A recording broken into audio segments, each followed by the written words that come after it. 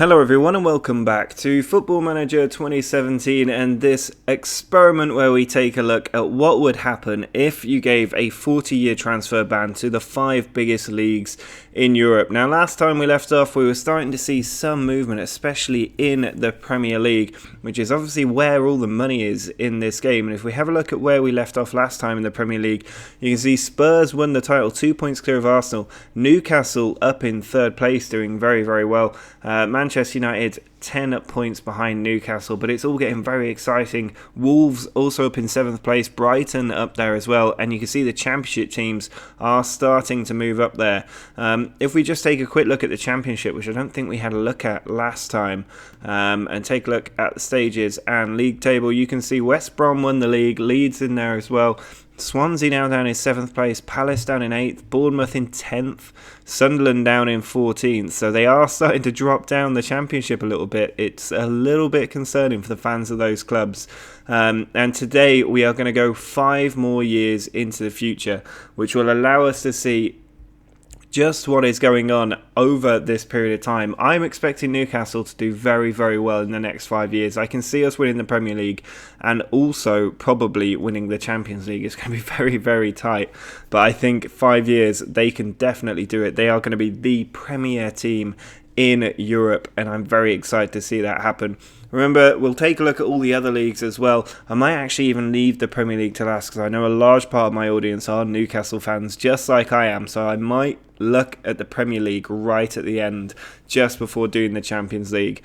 So let's go forward 5 years now. We'll take a look at where the 5 leagues are and how they're doing. And then we'll also have a look at the Champions League as well. Well, we are 5 years into the future now, and we're going to start with Serie A, where Roma were the champions, 12 points clear of Juventus. Bologna now up in 3rd place, doing very well. Sassuolo up in 7th, not too surprising. But the Italian league still holding up quite well. Again, Inter Milan the winners this time, but Atalanta just 4 points off winning the title. Other big teams like Fiorentina dropping down a little bit, but still the league just holding its shape. Again, Inter Milan, the champions, 8 points clear of Napoli and Juventus. Chievo and Atlanta up there. The following year, Atlanta did win Serie A. There is our first real shock. It's Atlanta coming in. They got promoted in 10-11, so they're also under a transfer ban, allegedly. If we have a look at their transfer history, maybe they've managed to get out of it. They've had a lot of players leave. Yep, they are still under a transfer ban as well, but somehow Atlanta have managed to storm back and win the league with their superior academy and squad. It's worth having a look at this little senior squad here. You see they've still got big players in here, 32, 31, 28 million pound players, all regions as far as I can tell, 27 years old there, 23 years old. And 26 years old. So Atlanta, the first club that we've seen to really break through, just using their youth team squad to overhaul the establishment and win the league. Now the following year, Inter did come storming back, Atlanta dropping down to 6th place, and the year after that again Inter retained the title. So Inter very much in control of the Italian league overall. You can see there's a lot of titles here for them already, with more to come, I'm sure. If we have a look at their senior squad, then we can see they also have some big players in here. Ciccarelli, worth £46.5 million, looking very good up front for them, helping them to win that title. But they've got other decent players in there as well. But you can see the average valuation of their squad's not very high now, but there's a huge contingent of Italians in the team, which may affect the national teams as well, which is something we will have a look at. Maybe not in this part of this experiment, but maybe in the next part. So the Italian league holding up very well, the big teams at least holding up very, very well. But you can see they've dropped down to 6th place now. If we take a look at the Portuguese league next, which is one where we only affected the 3 biggest teams in Portugal, and you can see if we have a look at the stages and drop back to that 23 season, Braga are now the champions of Portugal. The following year they win it again quite comfortably. Chaves now coming up to 3rd place, Benfica hanging on in 2nd. Again Braga winning the title, absolutely walking it with 95 points from 34 games. Again winning the title, they have become the dominant team in Portugal, and you could expect them to really become the dominant team in Europe as well. With this kind of league domination, they're going to be quite a force to be reckoned with. So certainly something to look out there for there in Braga. In Ligue 1, let's have a look at how this is shaping up. Obviously, I think Monaco are a team that could do very, very well because they've got all those young players, which is really going to help them out. And if we drop back to that 22-23 season, you can see they did win the league title ahead of Lyon and PSG. The following year, they retained it again, 12 points clear of PSG. Then Racing Club de Lens actually came up to second place. Monaco still retaining the title, 98 points, absolutely dominating in there. If we look at Lens, you can see they got promoted in 18-19, so not affected by this transfer ban, which is how they've managed to race up to second place.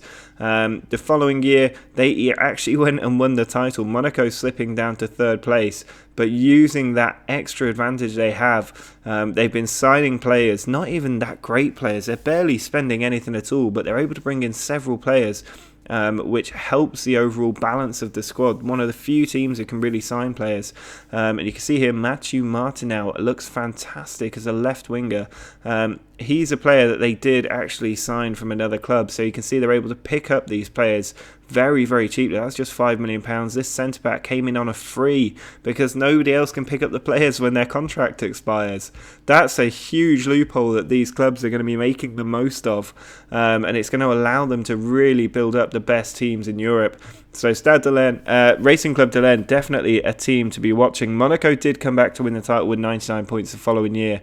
PSG still hanging in there but not winning anything. And again, Lens, the reigning champions at the end of this 5-year period, 96 points. That is quite a return for the club. You can see otherwise the French league holding up reasonably well, there's no doubt about that.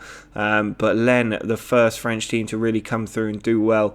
If we have a look at the German first division and then go to the stages screen for this, drop back to that 22-23 season, and then have a look at the league table. We can see Bayern Munich were still the champions here. Pretty familiar setup really at the top of that league. The following year, Leverkusen managed to win the title, but still big four teams at the top. Bayern again winning the title, and the year after that winning the title as well, and winning it the year after that by quite some margin. München Lions, the first team to really come up near that top four, and they did break into it in the final season, but Bayern Munich still absolutely dominating German football after all this time. If we look at their transfer history, you can see they're still under that ban. They're not able to bring anybody in. They've got a couple of players in from Hoffenheim somehow, but that's, I think, just because it was right at the start and they were in on loan deals. They've not signed anybody else since. But in their senior squad, look at this, several players worth £50 million plus, all German as well, must have come through the youth team. And just because they're getting so much playing time, they've been able to really come on and develop. And that is why Bayern Munich are dominating German football and will continue to do so for some time to come, I would imagine, because they are really setting up a strong team. I'm fascinated to see how Germany have been getting on with so many great players. I mean, that is a phenomenal bit of return there for the German national team, doing very, very well. And Bayern Munich absolutely in control in Germany. Now let's have a look at Spain and see what we can pull out from the 22-23 season onwards. Obviously, Atletico Madrid won La Liga last time we looked. Barcelona came back to win it the year after. Bilbao really moving up the table. Following year, it was another Barca Real Madridian, 100 points and 95 points at the top two. It's basically as if nothing ever changed. The year after that, though, Bilbao managed to win the title by 1 point over Barcelona. Athletic Bilbao, of all clubs, retaining it the year after that and retaining it the year after that as well. Fantastic stuff, because they're still under a transfer embargo, but they've now got Jurgen Klopp in charge under that transfer ban for another 32 years. Just proving here that they've not been able to bring anybody in, but somehow they've managed to build up an incredible squad. It's almost entirely Spanish, with one French guy in there, Laporte, still at the team, but they've got some excellent players in here. Herrera, the left winger, must have come through the academy. A huge bit of development work going on at some of these clubs, and it's the clubs with the best academies that are creating the best players. Here's Roberto Santos, another one to come through their youth system. Andoni Simon, another one to come through the youth system. And this is a big thing. It's not always going to be clear which clubs are going to dominate the leagues, because it isn't just as simple as a promoted team getting the money. And in some leagues where there isn't a lot of money based on what position you finish in, the money really isn't there for them to actually challenge for the title. So it will be leagues like La Liga where the clubs with the best academies and youth coaching and all the rest of it are really going to come on and develop. And you can see that in Bilbao now, where they've won La Liga 3 years in a row, ahead of Barcelona, who you maybe would have thought would dominate this league, but instead it's just not gone their way, and it's actually looking quite competitive now there. Bilbao 3 times in a row, I was not expecting that at all. But the big one that I'm interested in is the Premier League. I'm going to go straight to the 22-23 season, so there's no spoilers for you. Well, this is where we left off, with Spurs as champions and Newcastle in third place. The following year, Newcastle did win the title. I love these experiments where Newcastle get that inherent advantage for being in the Championship. And they've come through and won the Premier League ahead of Manchester United. 7 points clear of them. Fantastic stuff. The other big teams all still hanging in there at the moment, though. The following year, Manchester United did come back to win the title, well clear of Liverpool. Newcastle finishing a disappointing third. But the following year, Brighton, of all clubs, came to win the title. That is incredible. Brighton, the other promoted team from the first season, building up their squad and winning the Premier League. Fantastic stuff. And the following year, Newcastle, the champions. Brighton missing out by 2 points. Chelsea on goal difference, just 10 goals in it. And then the following year, Newcastle again champions. Brighton runners up. Ipswich and Wolves qualifying for Europe as well. I am interested in the finances of a club like Manchester United, who've been continuing to really finish in the top 4. If you look at their general information, you can see they're worth nearly £2 billion now, but they cannot spend the money.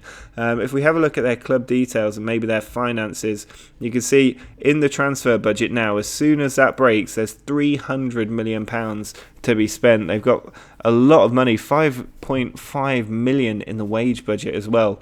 A huge amount of money on offer at Manchester United as soon as they break out of that transfer embargo. But it's still 30 years away. A lot could happen in that time. And you can see the makeup of the Premier League changing a lot. Everton and Watford now relegated. And you're starting to get to a position where there's more Championship clubs than Premier League clubs in there. But Newcastle winning the Premier League now 2 years. If we look at their senior squad, it should be pretty impressive at this point. And you can see £63 million. Van Pater, the left winger, what a player he is.